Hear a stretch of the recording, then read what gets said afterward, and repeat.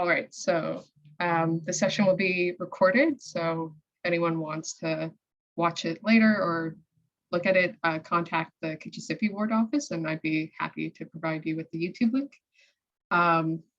So to begin, good evening, everybody. Thank you for joining us, the Somerset and Kitchissippi wards, Ward 14 and Ward 15, for the budget consultation session. Before we begin, I'd like to go over a couple of housekeeping items. For tonight, we're going to be keeping the chat closed and we'll have the Q&A open on the bottom of your Zoom screen. And this is where you can put any comments or questions you have for the councillors or for the city treasurer. And that way we'll be able to go through them and answer them in the Q&A. So if you're looking for the chat, it's closed and I would direct you to put your question in the Q&A. Otherwise, everyone will be muted.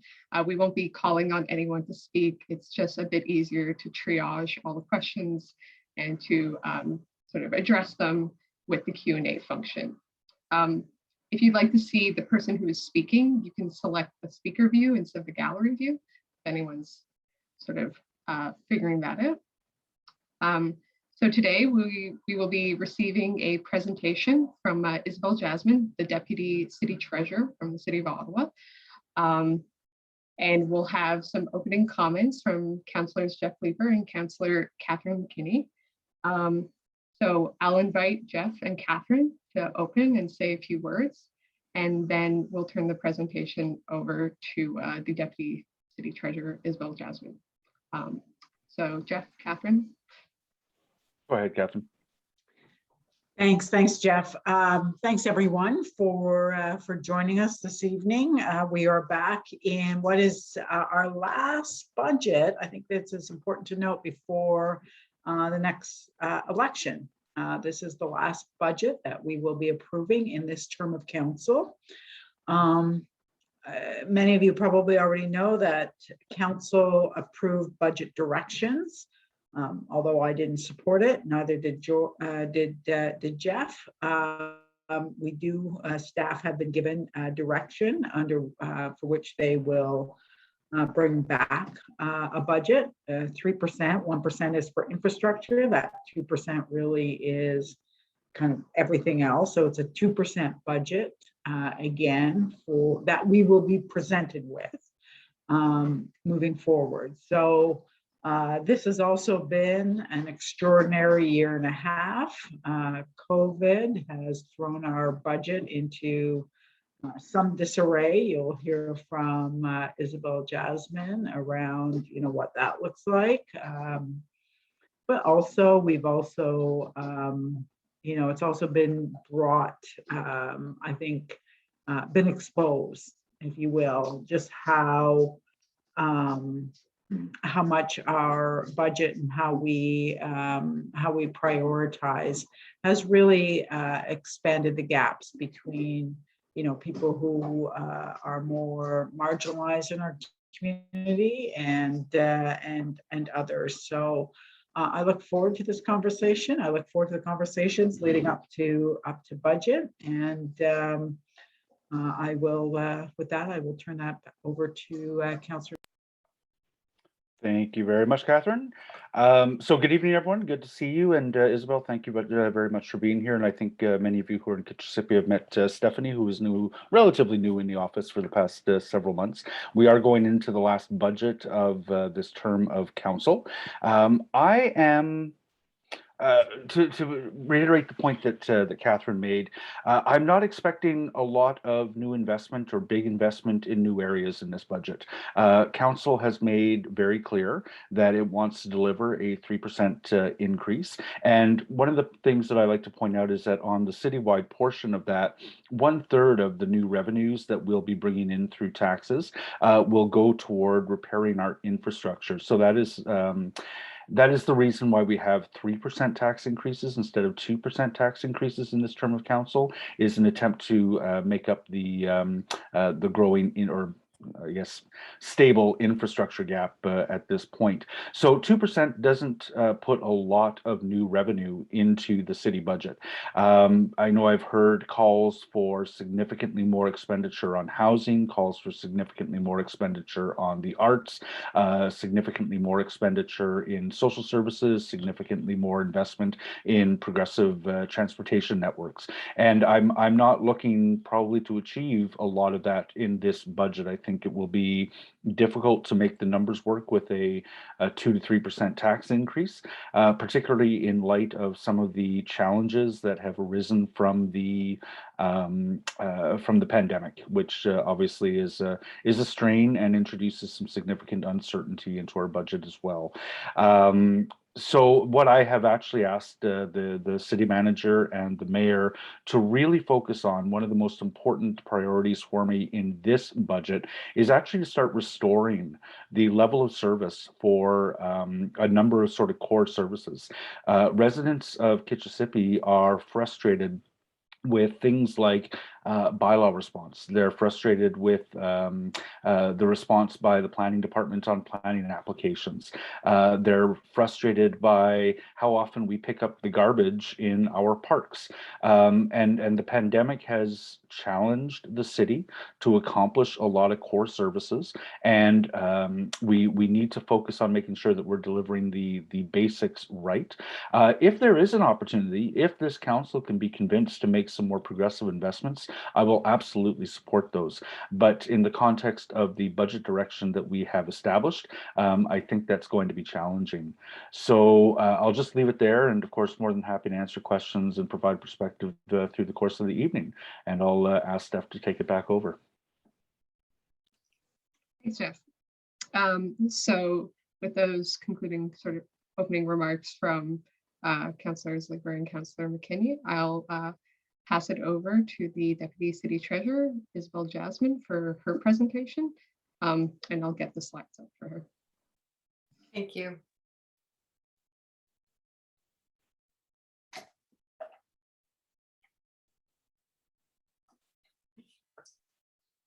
All right, can you see the slides, everybody, or the panelists? Okay, I'll start. So my name is Isabelle Jasmine, and I'm the Deputy City Treasurer, and my team is responsible for pulling together the budget for the city. I'll be giving a short overview of the city's budget, its composition, the budget process, and ways in which you can provide input to that process. La présentation va être en anglais, mais vous pouvez poser vos questions en français. Je peux répondre en français. Next slide, please. So there's an overarching framework for determining how much needs to be collected from taxes to pay for city services. We can work backwards from a tax target or build up to a number, but really it's best to start with a target to make sure budgets remain affordable.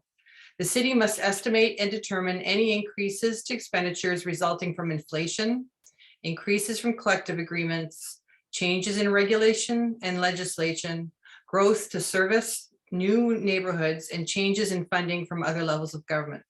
These are then offset by savings from efficiencies that can be achieved from operations, increases in revenues from fees that are charged directly to users of city services, and taxes from new assessment that particularly help to pay for increased operating and infrastructure costs to service new neighborhoods. This year, we also have to consider any additional budget pressures we expect from continuing to operate in a COVID pandemic environment if it continues into 2022. Next slide. The total operating budget for 2021 was $3.94 billion. Close to 60% of the operating budget is made up of 4 key services: water and sewer, police services, transit, and community and social services. As you will see later on in the next slide, but much of the revenue for these services come from sources other than tax. Water and sewer is paid for by revenue from the water bill. Half of transit operating costs are paid for by fare revenue, and over 80% of community and social services are paid for by provincial and federal funding. Roughly 14% of the operating budget goes towards capital cash reserves to help pay for infrastructure renewal and growth, 9% for tax-supported services, and another 5% for water and sewer services. The remaining 32% of the budget covers all other services delivered by the city. Next slide. So here you can see that just over 50% of our revenue comes from taxes and payment in lieu of taxes. Another 21% comes from federal and provincial grants, 22% from fees and charges, such as the water bill and transit fares and parks and recreational fees. Next slide. So the capital budget for 2021 was $780.7 million. The high asset intensive areas are primarily for water and sewer services, transit and transportation, which includes roads. 60% of the capital budget for tax supported services is for the renewal or replacement of aging infrastructure.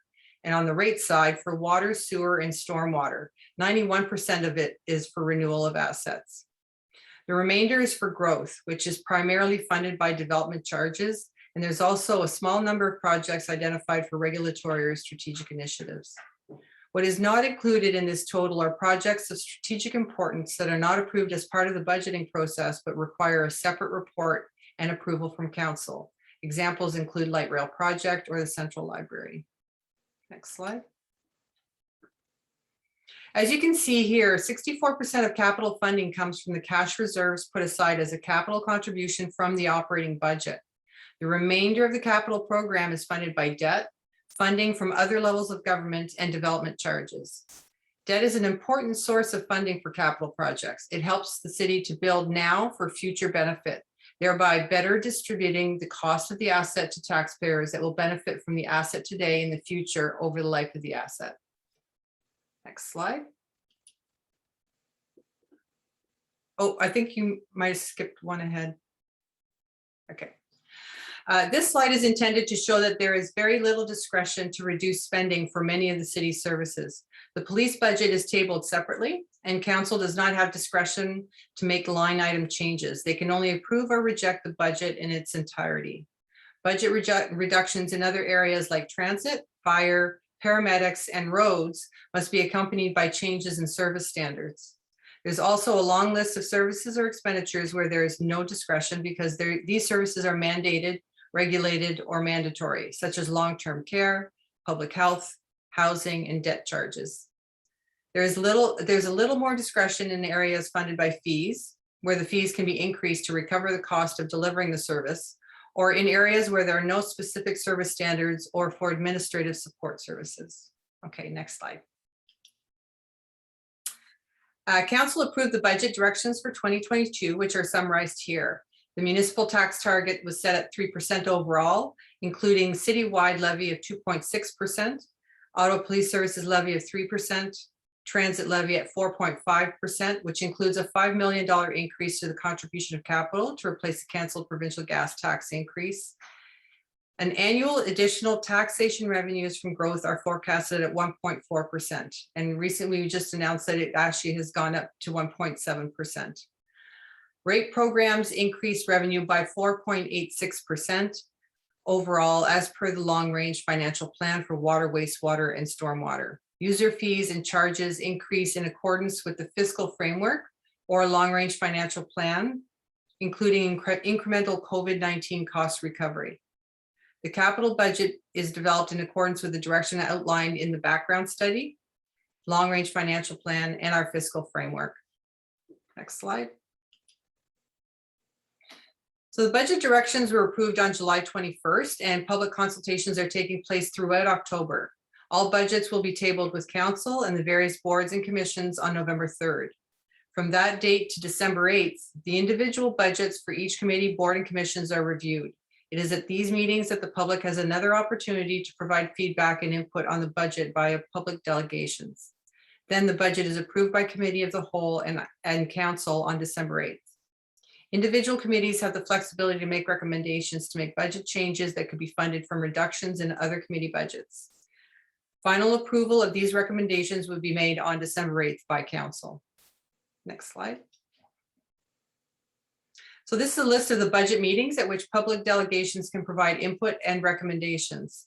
The list can be found on the city's website and is updated if there are any changes made to the dates. Next slide.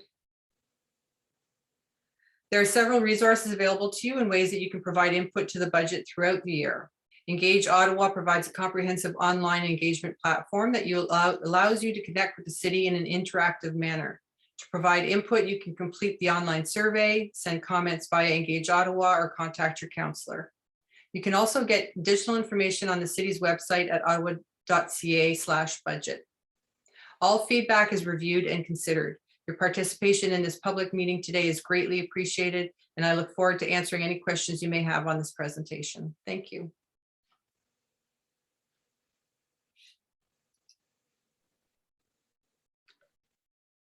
All right, thank you very much, Isabelle, for the presentation.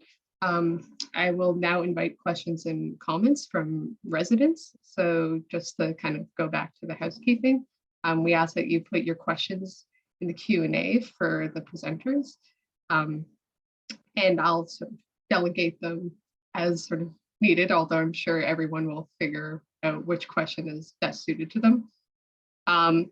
We can follow up on questions that don't get answered tonight if there's not too many, but otherwise I would encourage you to follow up with your respective counselor with any question that goes unanswered, and their office can answer it and follow up with either an answer or contacting appropriate city staff.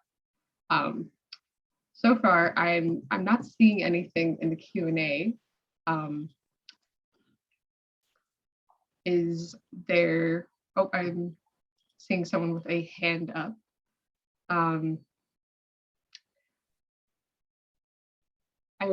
If there's no questions, I wonder if it might be good to allow people to speak. I don't know what the other panelists feel at this moment. Yeah, if you want to open up for Sally, that's great.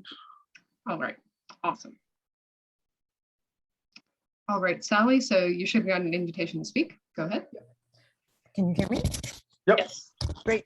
I guess, I mean, I heard what, Jeff, what you had to say about the limited amount of money available. And I think we all agree that having core services, maintaining core services is really important.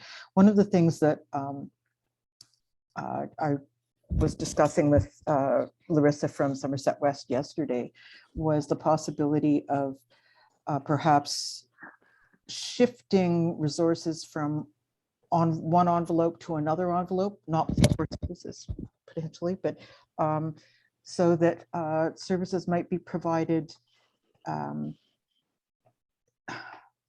don't know, more efficiently, more cost effectively. And one of those issues that we were discussing was, for example, respite centers. Yeah. And is that a possibility to do? I mean, because as the more we talk, we came up with a couple of other thoughts around that kind of that kind of work, that instead of using core city staff for certain activities, that there might be a way of providing services differently that could be not only perhaps less costly, but more effective. Yeah, so I mean, I will say our human needs task force has been it's been an excellent initiative. So the Human Needs Task Force was brought together around the pandemic response, dealing with those who are particularly vulnerable. And I think they've learned a lot of lessons from the Respite Center. I talk a lot with Donna Gray, who's the head of our social services, about the need to ensure that we continue to provide those kinds of services, because what it's done is that Tom Brown has brought a lot of services together with our partners who are able to sort of very intensively work with some of the folks who are using those services there. And I don't necessarily think that it requires big new investment. To your point, I think there are other ways of delivering services that don't necessarily have to be part of the budget process. I'm not entirely certain, and nor is the Social Services Department, on how we're going to continue the success that the Respite Center has had. But I do want to say we are all committed to trying to ensure we don't lose that momentum. I know the Respite Center obviously is in Kitchissippi, but Catherine has got some good exposure to that as well, and probably has some thoughts.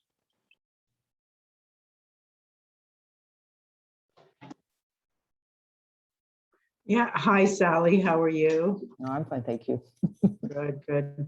I just want to, I guess that the only thing I could add is that, in terms of shifting budget and looking at priorities, I mean, it really, in the end, does come down to what we hear from you, from residents, in terms of what you're looking for.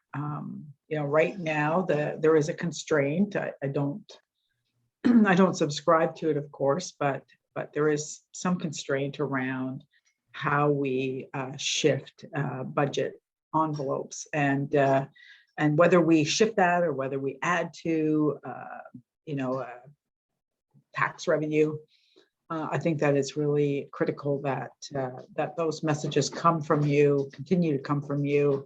I know it sometimes may seem like it doesn't go anywhere, but it does. I think that we've made some changes over the last, certainly in this term, but even in, since 2010, if you think about the incremental changes that we've made as a result of some pretty strong consultation and advocacy, it really does work.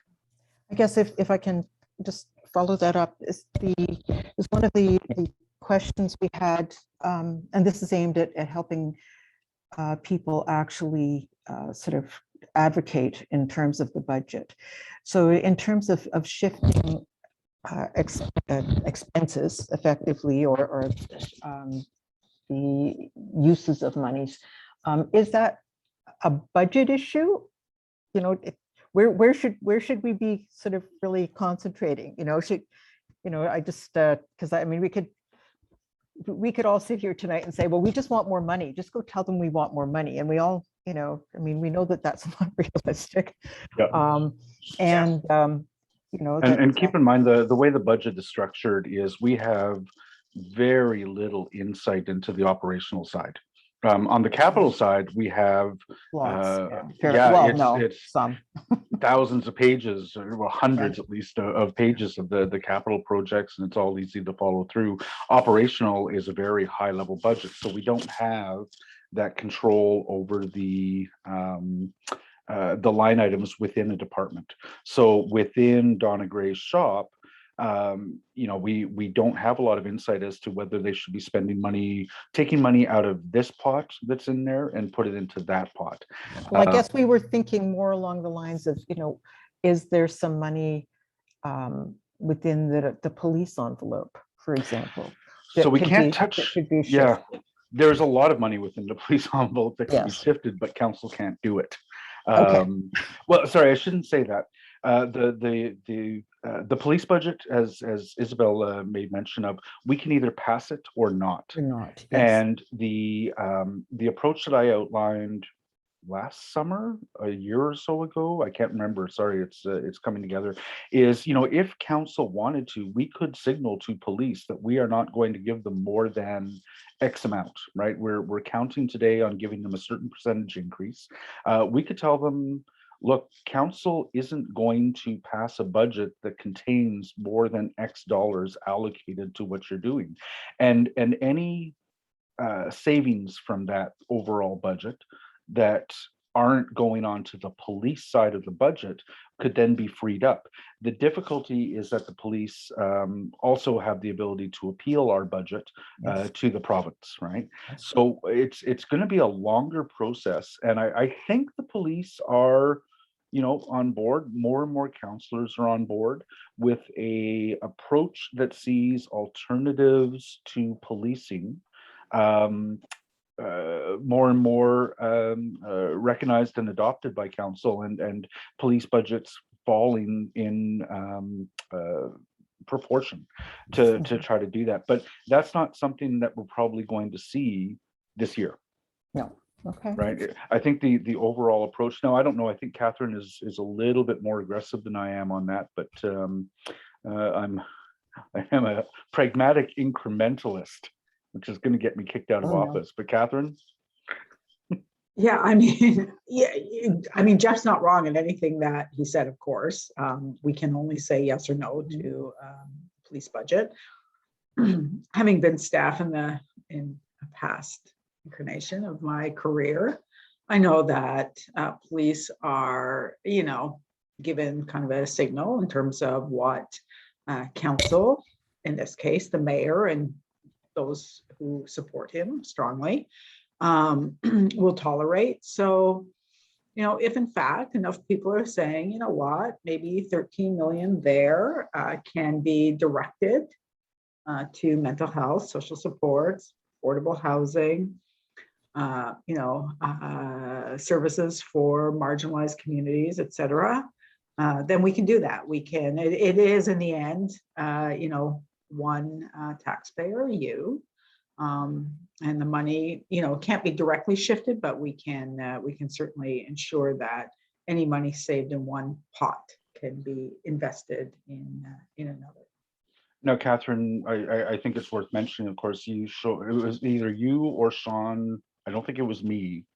It was one of the three of us who tried that in budget directions Yes, to we did. limit the police budget increase in order to free up funds for social services, alternative responses Yep. to policing, mental health response.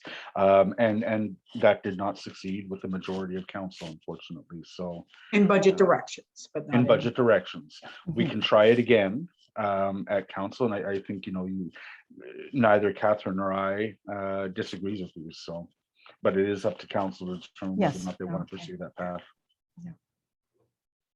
Okay, yeah, I think it's really useful to be reminded of these things, because it's we all want to end poverty, but just saying that over and over again isn't going to do it. So Yeah, and it's unlikely that an approach that just sort of says raise my taxes above 3%, which a number of us are happy to do. I won't speak for Catherine, but I have some guesses, and I know a lot of folks who are on the call this evening are feel the same. But there is significant resistance on the part of this council to moving beyond the budget direction 3%, which is again really a 2%. The answer really is going to have to be to find the funds that we are spending on things that are not a priority. And I think the biggest and most obvious pocket is the police budget. There are funds that are being spent on things like road widenings, etc. Every time we spend X number of dollars from development charges on things like road widenings, there is also some tax money that goes into that as well. And if we did fewer of those, we would see some increase in the amount of tax dollars available within the same envelope for other purposes. But I take the point, and we'll see what we can accomplish this year. thank you. Awesome. Thank you very much for your question, Sally. I'll move back into the Q&A since we've got some questions there. Starting with the first one we got from Paulina Pizarek, who asks, how is the climate emergency declaration reflected in the budget? This might be a question both the councillors and the city treasurer might want to answer. I leave it to you, whoever would like to address it first. I can say, well, one thing, we are putting a climate lens to everything now. We are working on that climate plan, and our next long-range financial plan, which is the 10-year plans we have for asset renewals and asset growth. We are considering climate change. So the long-range financial plans will consider our investments in greening and reducing GHG emissions. And in this budget, I think just recently there was a report on greening the fleet, and then we're also looking at electric buses. So every capital expenditure now has that lens. Can we make it green? And there may be in the budget dollars for a particular item, but it's also the day-to-day decisions that we make operationally. Isabelle, can you speak to how the dividend is being used, the hydro dividend is being used to fund energy evolution initiatives? Yes, so there's a list of projects that they have included in their plan. I think there was a list of 25, and those funds are helping to move forward those particular items, and council decides which ones are the priority. So the starting place for green initiatives. I mean, I think it is important for folks to understand the biggest difference that the city, the municipality, can make on climate change is in our transportation networks and and that includes our fleet, as well as how we plan the city, where people live and how far they have to travel in order to get to the activities they undertake every day. But something like the energy evolution, which is our attempt to rely less on fossil fuels, for instance, is that's a council decision as to what sort of initiatives we want to undertake, and then we take a look at the funds that are available in any given budget. And I think the hydro dividend is a particularly useful source for funding those initiatives. Yeah, if I can just add, sorry, my internet has been unstable, so I keep going off. I just kicked my kid off of her laptop upstairs, so hopefully that will make a difference. Just on the hydro dividend, again, we just just yesterday at Environment Committee looked at better building policy, grading our buildings and encouraging better buildings and rehabilitation of buildings to make them reduce the amount of energy that they use. And that also came out, as Jeff said, out of the hydro dividend. So, always more that we can be doing. There's no doubt. The electrifying of our fleet, our transit fleet will be huge. We saw that when we, when we launched LRT. I won't go much further down that road tonight, but we did see, a serious reduction in GHG. So, it is incremental, not to say that we don't always have to be looking for, budget, the revenue to do the things that will make a big difference. So appreciate the question. Kat, there's some stuff happening in the ward. I'll just be listening in for the next little bit.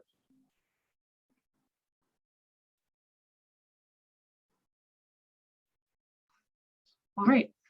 In that case, we'll take another question from the Q&A.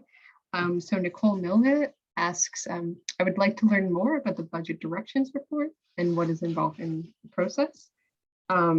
Isabelle, I think that might be a great question for you, if you'd like to take it. Yeah, the budget directions report is really the start for us for the budget process. It's set very early in the term of council. Actually, we get a direction from the early days of the term of council, and we tend to stick to that throughout each of the budget cycles throughout that term, unless there is a change in that direction. And it really sets the envelopes that we have. So it sets the overall tax increase, the police increase, transit increase. It also sets what the fare increases will be. So that 2.5% increase in the fares, that's also established in that directions report. And then it also establishes the envelopes for our capital. And the long range financial plans I talked about earlier set that envelope over the 10 years. And we basically say in that directions report, we're continuing to follow what it says in the long range financial plan.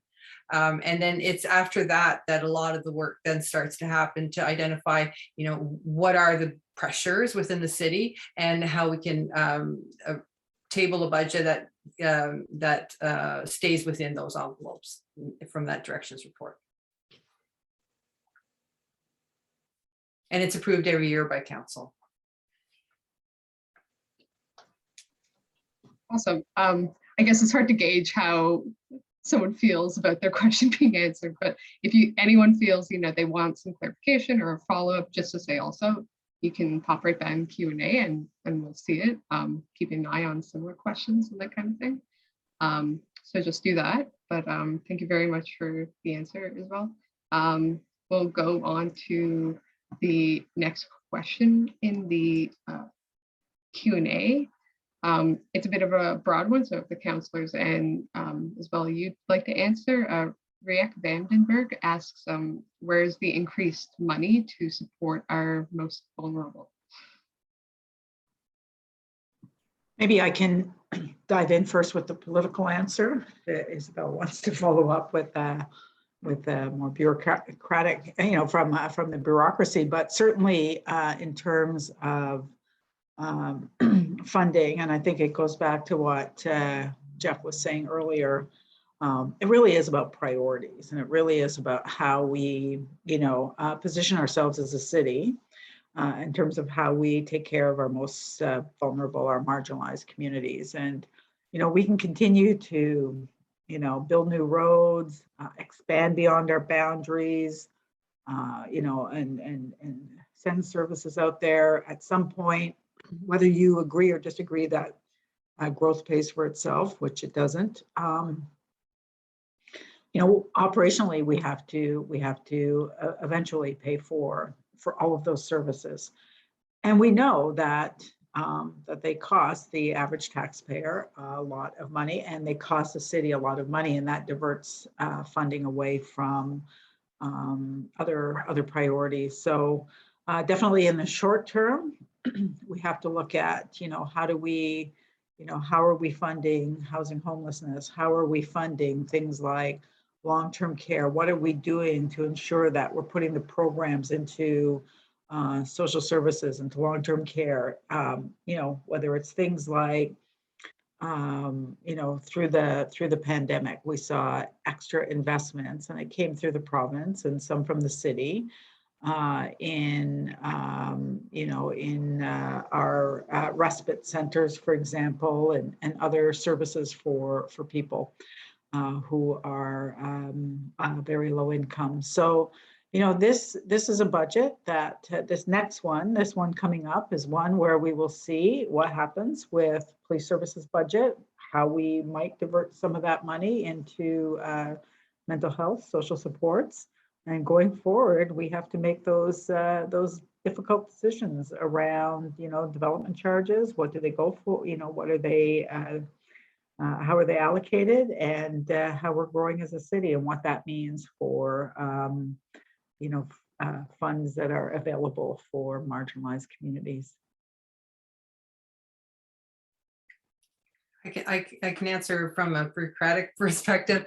We just created the first long-range financial plan for housing just this year, and we committed approximately $15 million every year going forward. It helps to support the plan to add an additional 500 units annually. But to do that, we need 2/3 funding. So we're essentially committing our 1/3 and looking for 2/3, 1/3 from the province, 1/3 from the feds to be able to achieve that plan. There is a plan in place, but it's not affordable. The city could not possibly take on all those costs. But part of that long-range financial plan was to advocate at senior levels of government to get that funding. And it's not just capital funding, we're also looking for operating funding, because a lot of those investments also need program and supports, and need to have operating dollars attached to them. So we're also advocating for that.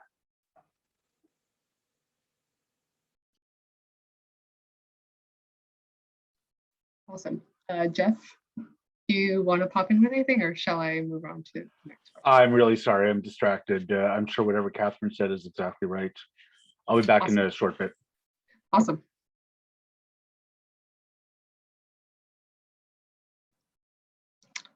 I accidentally muted myself. I'll move on to the next question in the Q&A.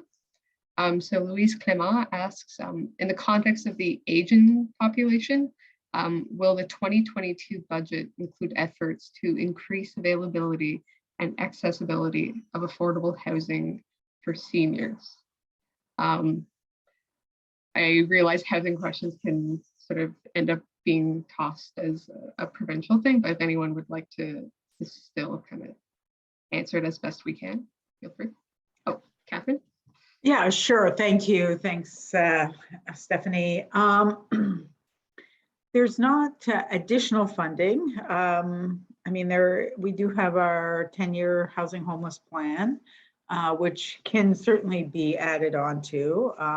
And also, if you go back to the federal government's national housing strategy, there are two goals.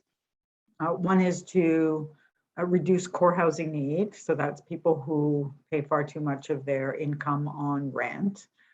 So to reduce that by 50% and also to eliminate chronic homelessness. So, we're certainly not, as a municipality, no municipality in this country is getting the funding that they need from the federal government to be able to meet that challenge of the National Housing Strategy. But at the municipal level, our responsibility is to build more housing and build more housing that is suitable for seniors. The way that we're able to do that is through our housing sector. We have a very strong and very mature, for lack of a better word, housing sector in Ottawa. We're very fortunate. I think of CCOC, I think of obviously Ottawa Community Housing, John Howard, which is more supportive housing, Nepean Housing, Gloucester Housing. We have a very strong housing sector, and it's through the housing sector that I believe that we are going to increase our housing stock for people living with disabilities, people very low income, seniors, just in the ward that I represent, Somerset Ward, where we're building, rebuilding Rochester Heights that will have some seniors housing down the road towards Gladstone Village. Will be a mixed income, mixed use community. We've worked with PAL, which is performing artists for senior housing for artists, senior artists. So it is on our radar, absolutely, and it really will be through our housing sector that we will be able to increase that stock of housing, including housing for seniors. Fantastic. Thank you for the answer, Catherine. I'm going to jump to a question from Veronica Roy in the Q&A. And they ask, where or when can folks access a plain language explanation of the municipal budget? It's difficult to engage when you don't understand. Is there a simple way to explain why the city has a large reserve when we have so many people without homes? So I realize it's a two-part question, but Isabelle, maybe you can help with sort of plainer language resources. Yeah, so actually on our website, I was talking about at ottawa.ca/budget, there is a video that actually explains the budget process. So there's a text description, and there's also a video that explains it extremely well. So there's lots of resources on our website to help to explain it. In terms of our reserves, the reserves are put aside for our capital infrastructure requirements. Some projects take longer to implement. Like it's not, capital projects don't happen in a year, they happen over multiple years. And it's also to help to manage fluctuations, year-over-year fluctuations. So when, for example, we are in a pandemic right now, and we ended up deferring some capital and putting it in our reserves in case we didn't get any government funding. We were lucky, we did get some government funding for the pandemic. And until we're actually clearly out of it, we can start to use those deferred capital reserves again and direct them back towards the capital projects. So it just gives us a buffer, but it also helps with the fluctuations year over year of our spending.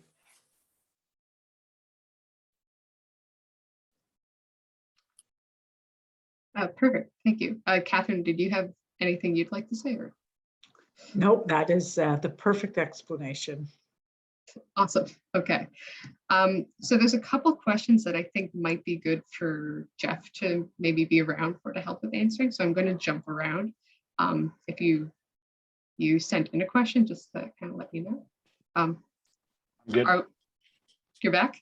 Yeah. Okay. So just going to a question from William Van Geest, who says, I recall that a woman was killed cycling a few years ago. There was a review that identified about 30 dangerous intersections, but then little or nothing could be done to address these? This is a bitter pill to swallow when city continues to spend far more on road expansions. Can you explain again why road expansions go ahead while there's no funding for much cheaper fixes to increase safety across our transportation network? It's a good question. Catherine will obviously jump in as well. I mean, in big picture terms, a lot of the road widenings that we're seeing are projects that are associated with growth in our suburbs. They're projects that have been identified in the Transportation Master Plan and Development Charge Bylaw as projects that are have been deemed by council to be critical to handling transportation growth in the city. And so development charges are collected to pay for those. Cycling improvements for things like Island Park in Richmond, whereas, that's one of the intersections was identified. Laurier and Elgin is another intersection that has been identified. Those are not development charge eligible projects. They're not associated necessarily, although, I'd like to keep whacking away at that with our transportation folks, but they're not necessarily growth related projects. And so they need to be funded by taxes or other revenues. So in general, for cycling improvements, what we're looking for is kind of an opportunistic funding opportunity. So we see funding come in through, for a while under the Wynne government, we had I can't remember what it was called, the Ontario Municipal Cycling Commuter Program. Federal funds have come in to help build some of the pedestrian cycling bridges. And then funds from the, sorry, what do you call them? Enforcement cameras. The speed enforcement cameras. So funds from the speed enforcement cameras are going into our road safety action plan. And one of the components of the road safety action plan is some of these intersection improvements that need to be made in order to improve cycling safety. And I know both Catherine and I talked to our transportation staff and talked to Safer Roads Ottawa to find out like how concretely are we going to be able to start to fund those projects as we start to see the revenues come in from the enforcement cameras. So that's not a full answer, but it's a big difference between projects that need to be funded through tax dollars or opportunity revenues or speed enforcement revenues versus ones that have hundreds of millions of dollars in development charge funding that move ahead under a planning regime that is 40 years old. Yeah, I don't have a whole lot more to add, except to say that, of course, when we are looking at our intersection improvements and we have identified dangerous intersections where people are at risk of death or catastrophic injury. And one of them, actually, there was a pedestrian very badly injured in Somerset Ward a few weeks ago, where we had just put down a bit of paint and not done a whole lot more. So again, it goes back to, how do we include cycling infrastructure, pedestrian infrastructure with development charge? How do we make sure that in the downtown, as we are growing, and we are growing, especially in Kitchissippi Ward and Somerset Ward, it's why Jeff and I often work very closely together and why we're having this budget consultation together. These two wards are the ones that actually are seeing exponential growth.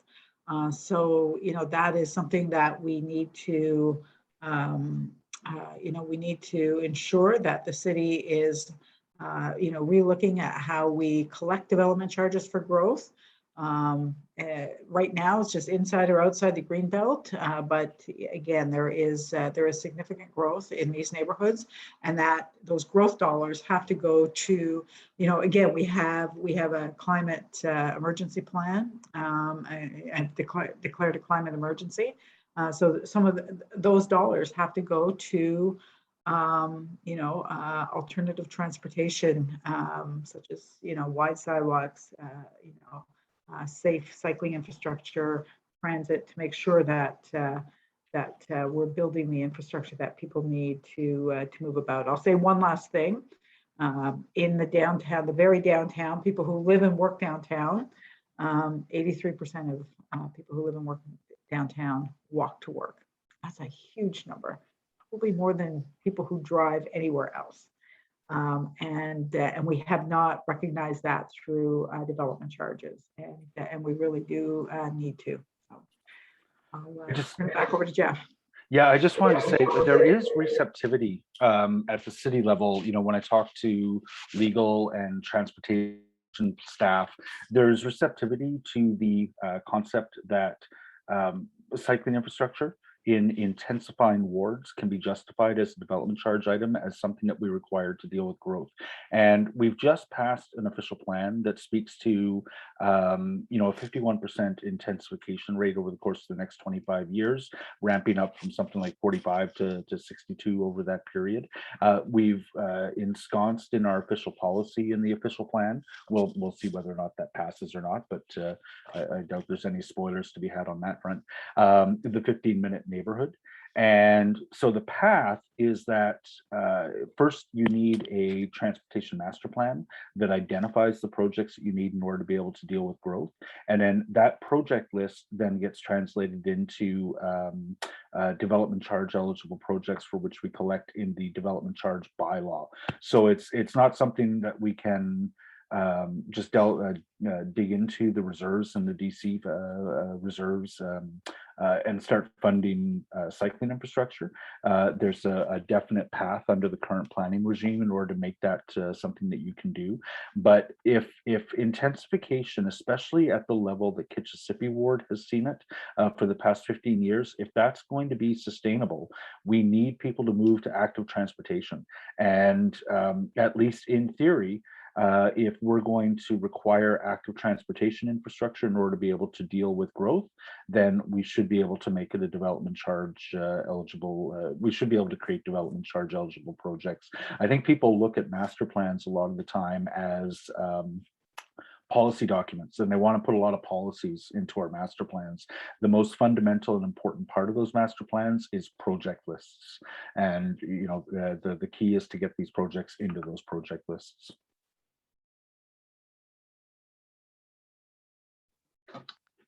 Fantastic. So with those excellent answers, I'll move on to the next question, which comes from Jane Houston, who asks, can money be taken from reserves to minimize a tax increase that would otherwise be onerous for moderate and lower income earners? I would think reserves are held for times of unusual financial need and crisis. The pandemic would surely be such a time.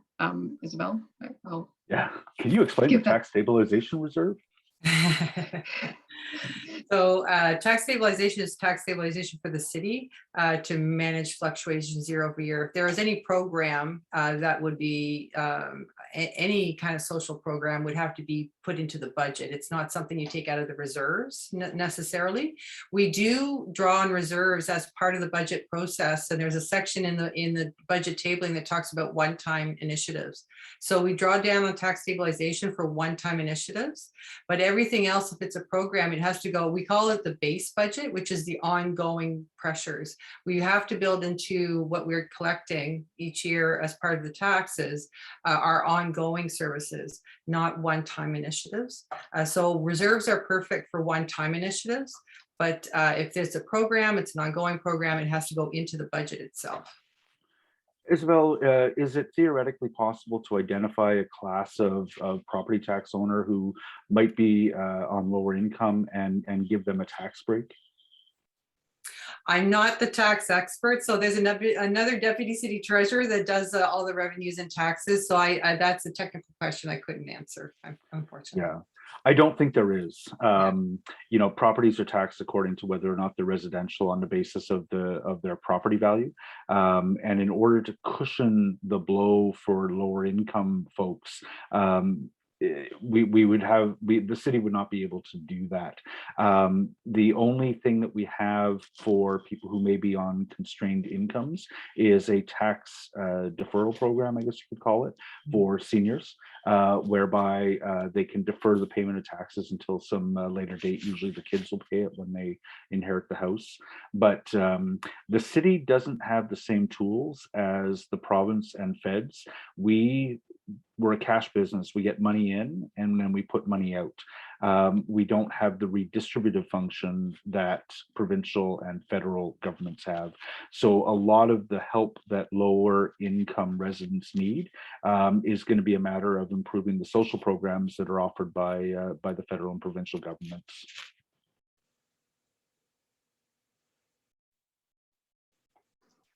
Fantastic. I hope that helped with your question, Jane. Jumping to another question from Cheryl Parrott, who asks, cash in lieu of trees. We are losing trees every day to development. Most new developments only plant a small portion of the replacement trees. We understand that they pay $400 for each tree not planted in that development. Where does the $400 per tree go? It is not coming into our community for trees on public property. I'll leave that to whoever would like to go.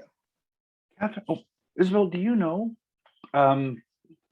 exactly where those funds go and how they're spent? Because it's a bit of a black hole to me, unless Catherine's got more insight into that. It's not the cash in lieu of parkland. This is cash in lieu of trees. I haven't heard of this actually. Yeah, it's Cheryl's been talking a bit about it recently, and it's something I just think we need to find more information about offline for her. Yeah. Okay. In that case, I'll get your question down, Cheryl. I've got your email, so I'm happy to look it up and help you with it sometime this week, next week. Hope I can help at least. Didn't mean to mute myself. Going on to another question from Rosina Malloy, who asks, hi guys, quick question on public health infrastructure, specifically with respect to public toilets. Wondering if there is an easy way to redirect money for at least signage to existing public toilets in Ottawa if nothing is available for new public toilets. Maybe I can jump in there. I don't think that it would even be a very large budget expenditure.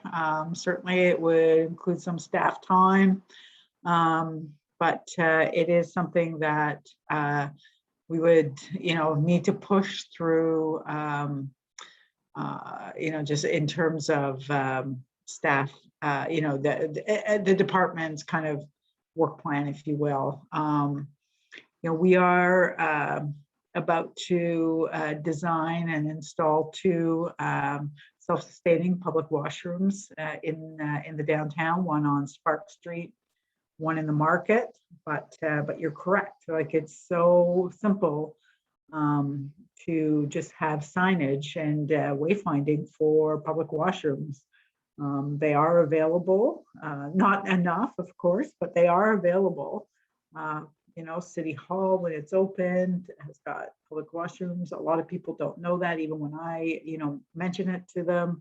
Our recreation centers, McNabb, when it's open, plant. So, just to, I know that a few years ago, we, through IT, developed or worked on the development of an app. But it would be so much easier if we just had some wayfinding in and around the city that showed where there are public washrooms available. I don't think that it's a huge budget expenditure.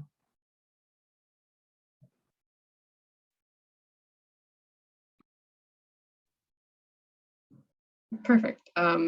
In that case, I'll go on to the next question from Sarah McKenzie.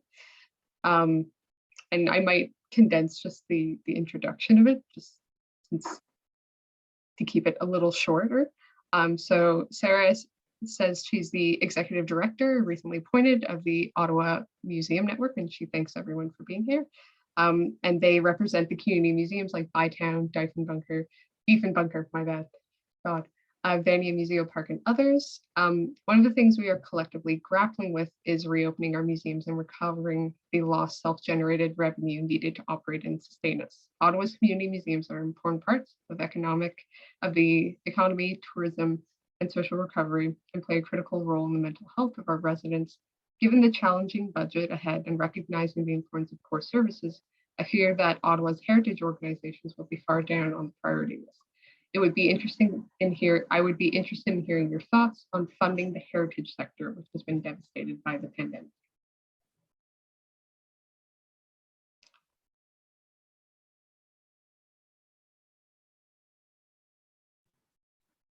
I can leave it for everyone to gather their thoughts as well. Yeah, sorry, I'm just trying to see if it was, is that still written down somewhere? Yeah, it's in the open questions of Q&A from 6:45. Sarah McKenzie.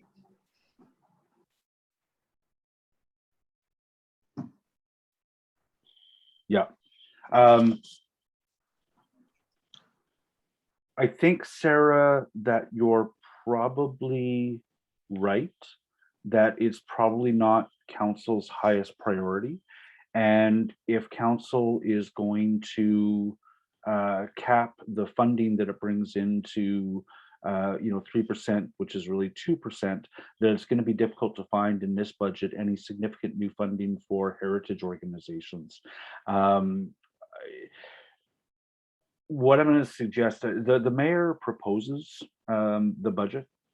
He writes it with the city manager, and they propose the budget.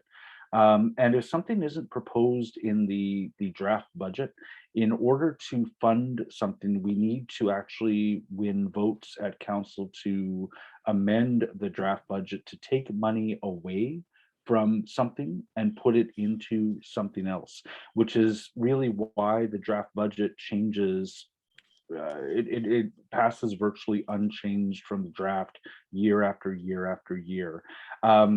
I would be more than happy to sit down and talk about how we can look to the future in terms of trying to get greater heritage funding. I would certainly encourage you to reach out to the mayor's office and let them know about the need for funding that you have. But I don't want to hold out a lot of hope that there's going to be a big new significant investment in this budget year. Yeah, I'll just add to that. I think that certainly when we're considering the budget this year, and we have, even in the last few years, I think that to be fair, we've not seen any increase, any push for an increase to the arts sector, to the museum network, nor to any other components of the arts and heritage sector. So I don't see it happening this year. I know I've had some advocacy come through my office vis-a-vis the Bytown Museum, which is in Somerset Ward. But I think that, when we're looking at 2% across the board, likely we're going to see that 2% held for the most part across the board. Yeah, I don't, and I go back to what Jeff said. It's, it might be a bit late in the game, but certainly, if there was any chance for an increase or for understanding why the museum network or the festival network needed to be able to sustain itself, just to be able to stay alive, more than 2%.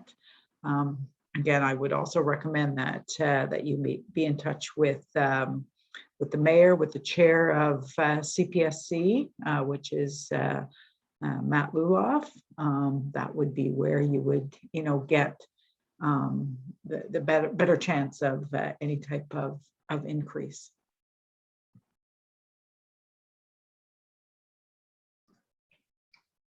Thank you for the wonderful answers, councillors. I'll go to a question from Catherine Boucher, who asks, is there a way to shift DCs to address some of the softer, in quotes, issues, social services, or is it a provincial mandate? Give that to you as well. Recently the regulations have changed where some of the soft services are moving to what they call a community benefit charge. And we have, I believe, a year to figure out what that would be directed towards for the city of Ottawa. And so we're just going through that new regulation now. It's not huge dollars for us. When you look at the, sorry, I just ran up the stairs. When you look at how the calculation of the formula is done, it does give us some additional dollars and some flexibility, but we're still working through that. I apologize for the timing in that case. I'll follow up with sort of a similar question. I think that might be good for you, not leave you hanging again. Jacques Telfer asks, does a quote standard end quote framework for cities exist against which residents of Ottawa can measure its performance? Is that the OMBI? Pardon? Yeah, Isabel's nodding her head. We used to participate and we stopped doing it. Actually, no, the OMBI we are still participating. It was there's the BMA was the one I'm thinking we stopped doing. But yes, OMBI is it's a good framework for comparing municipalities. That's the Ontario Municipal Benchmarking Initiative. Yeah. So that's, as far as I know, the only apples to apples comparison of municipalities in Ontario. And it is important, of course, to look at apples to apples with respect to Ontario. The legislative frameworks for cities can differ very extensively across provinces. I know people talk a lot about Vancouver or Montreal and some of the things that municipalities are able to accomplish there, that for statutory reasons in Ontario municipalities don't have the same kinds of powers. So you might want to take a look at the Ontario Municipal Benchmarking Initiative.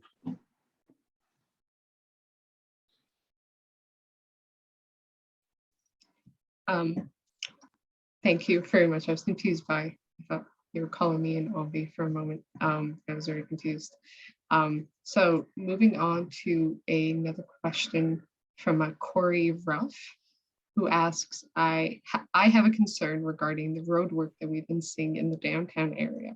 It is often not obvious, noticeable that work is being done on a road until you reach it, and walking on foot or using a mobility aid has sometimes meant you have to go several blocks around because the sidewalk is closed. Is there any chance for notification of these closures to be posted a block ahead in various directions? It looks like a particular problem for those with mobility issues. Yeah, maybe I can jump in there. Thank you for that question. It is something that we struggle with probably daily in my office. I'm sure Jeff is much the same. Especially around construction. So we have new standards coming for construction and for road cuts, and the new standards for construction really are about how we ensure when we have new development applications that early on in the process we're looking at what needs to happen within the public realm of a construction project, because what often happens is this: everything gets approvals, and then at the very end, when the contractor comes in, I come as a counselor and say, "Whoa, hold on, you can't close that sidewalk." And they say, "Well, yeah, but of course I have to close the sidewalk. We have all the approvals, and this is how we are going to move forward." So there are new standards coming. We push for this.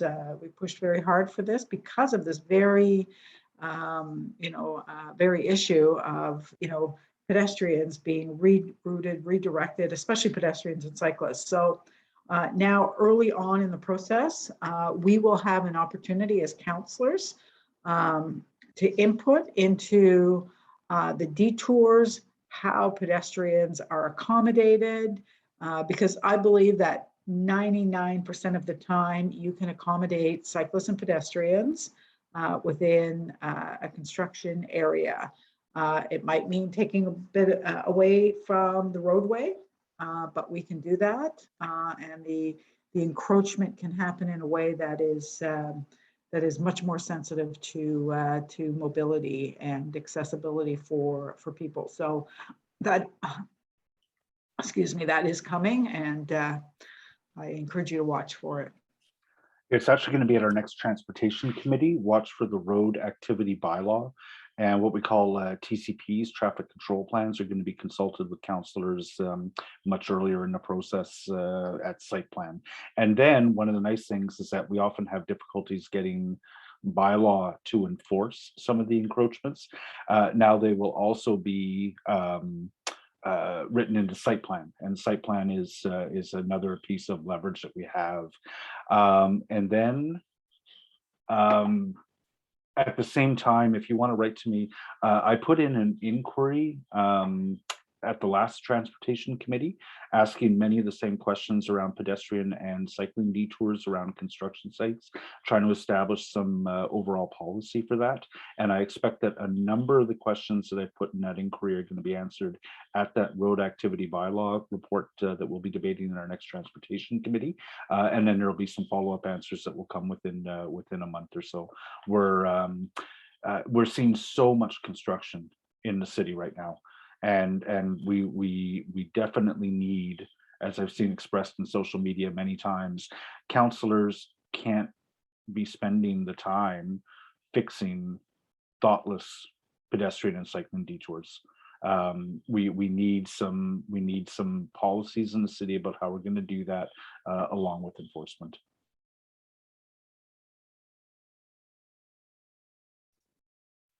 To sort of segue off that question and some of your answers, Catherine and Jeff, I'll jump to the question from Cheryl Parrott, who says, we saw news in the last couple of days that the number of building permits is way up. We're seeing some real construction issues, and getting response and action from the building inspectors has been extremely difficult on issues. Is this because they have such an increased workload, and are they asking for increased staffing? Have they indicated they are having a problem keeping up? Isabelle, do you know what John Buckshop is asking for in terms of budget? Is it just going to be the 2%, or is it going further? Because we are having some serious issues.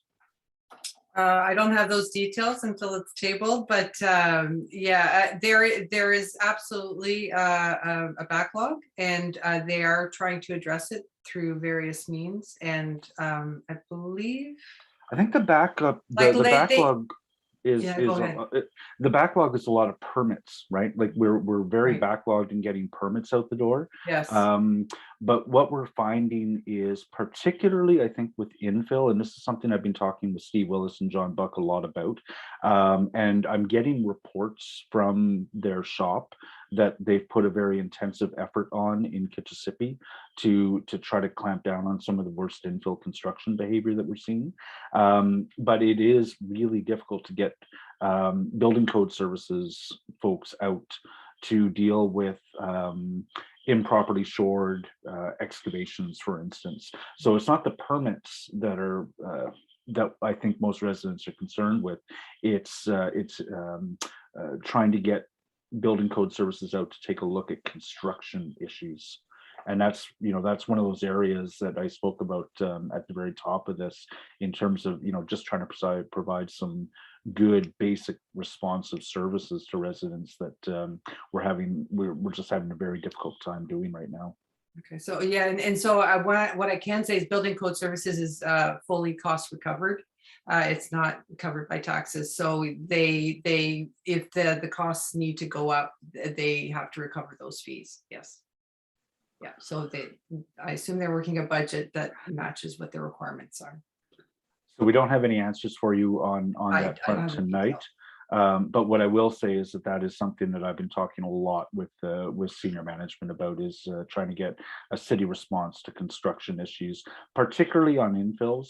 But obviously some of the towers are frequently less of a challenge for us because they're being built by large, reputable builders. We do have problems, absolutely, but it's a lot of the small builders who are building infills that are creating significant headaches for councillors in rapidly intensifying neighborhoods.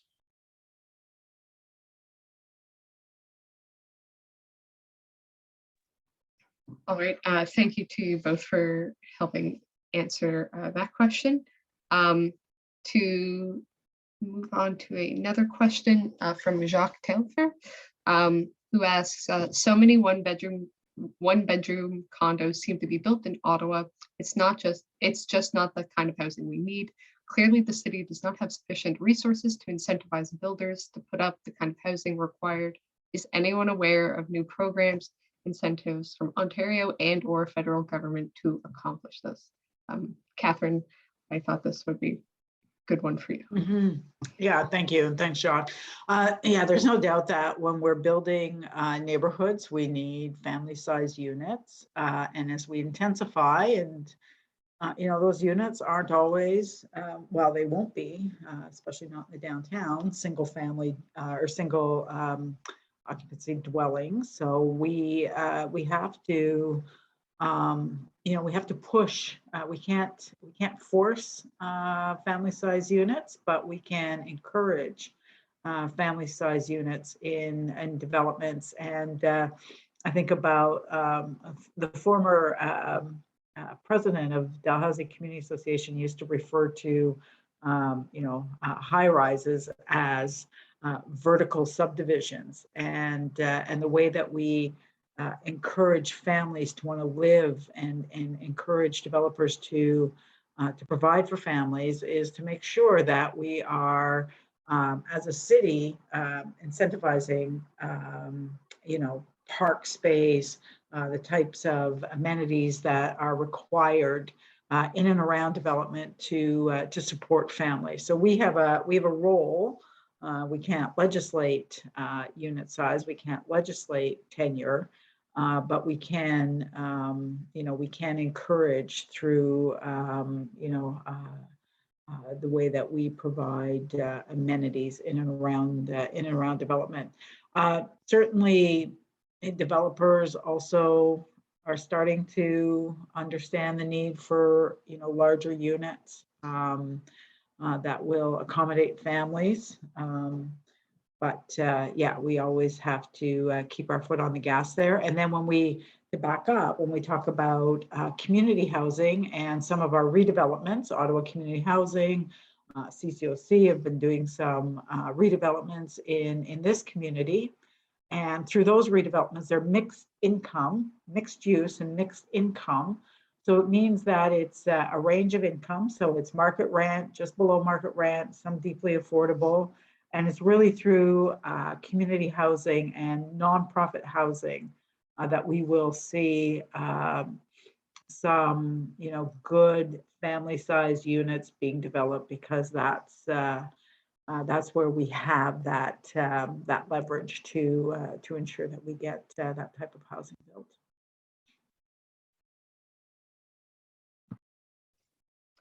Awesome. Thank you for the answer, Councillor McKinney.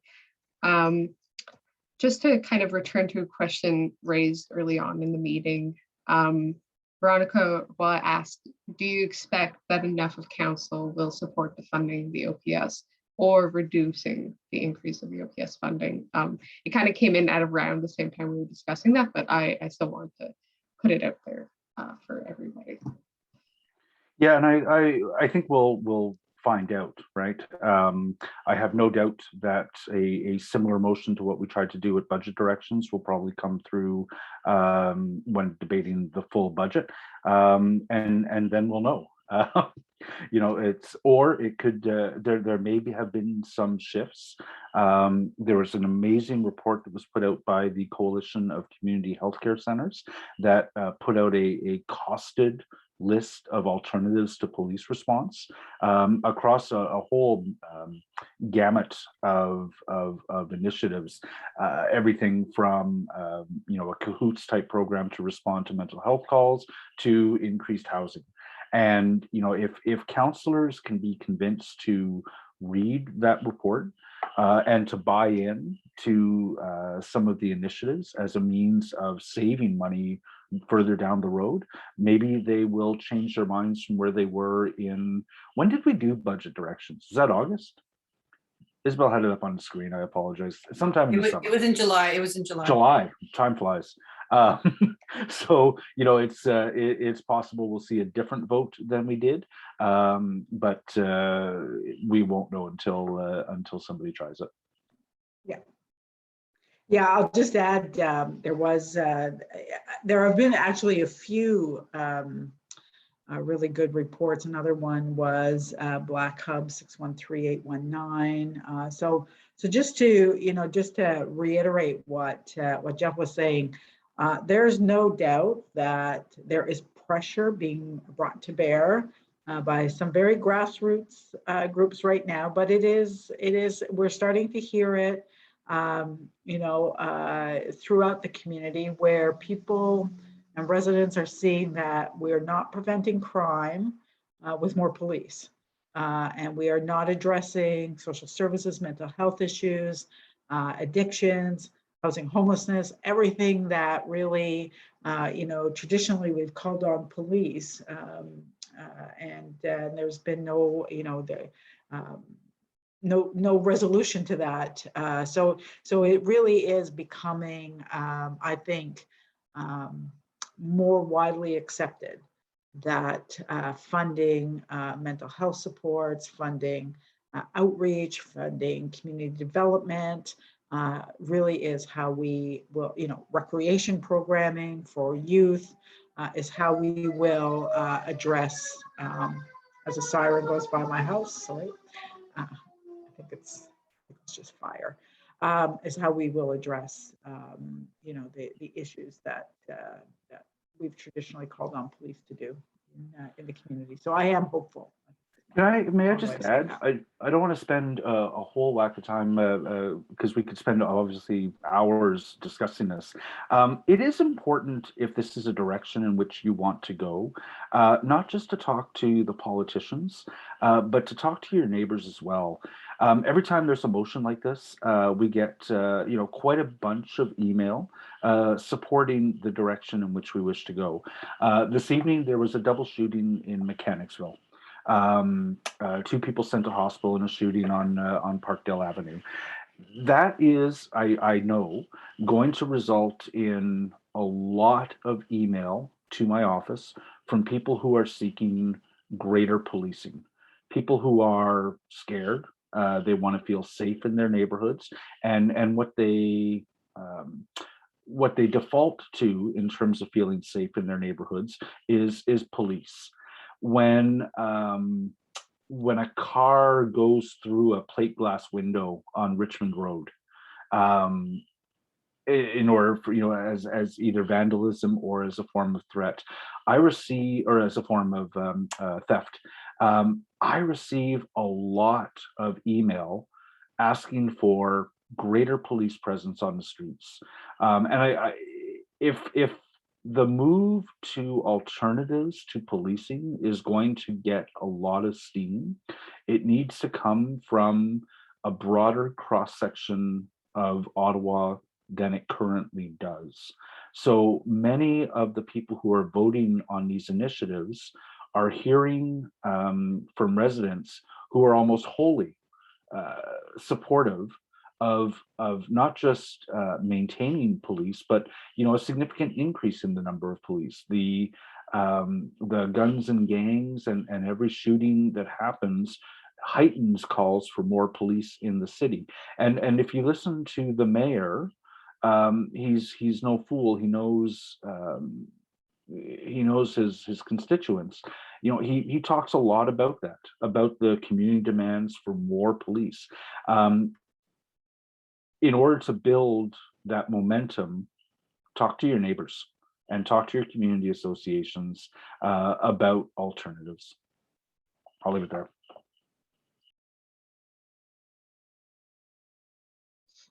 Thank you, Jeff and Catherine, for the thoughtful answers. Before sort of wrapping everything up, we did have one question that was a bit specific. So Mary Jose Ulda asks, will the budget to fund bylaw enforcement officers be enough to properly enforce city regulations, namely with the new property maintenance regulations? Oh, that's a good one. I thought we were putting new FTEs into that, Catherine. We are. It's self-funding, so the revenue will self-fund the bylaw officers needed to, yeah. So yes, the answer is yes, and it will be funded through the revenue generated. A good question. We should also start to see better bylaw response across a number of bylaw complaints as we get further and further out of the pandemic. I'm not the only councillor who has noticed a significant decrease in the in bylaw response to complaints since the pandemic began, and our head of bylaw has told us that in open session at council that the pandemic has put a very big strain on everything that is non-pandemic related. So I am hopeful that as those pressures diminish, that we'll start seeing better response as well. Awesome. One question did sneak in near the end, but we have so few, I figured, would everyone be okay if we had kind of one more kind of legit big question? All right. So Jacques Tailfer asks, how do staff and the mayor arrive early in term to the directions identified in the budget directions report? For instance, does the OMB play a role? People are very critical about Ottawa's performance. Do they actually have reason to when comparing to benchmarks? I leave that to whoever might be able to help, whether it be Isabelle, Catherine, or Jeff. I'm just going to say quickly, that's a big question. I'm not sure I've understood it properly, and I would certainly invite you to reach out to me if I'm your counselor, or Catherine would invite the same outreach if they're yours.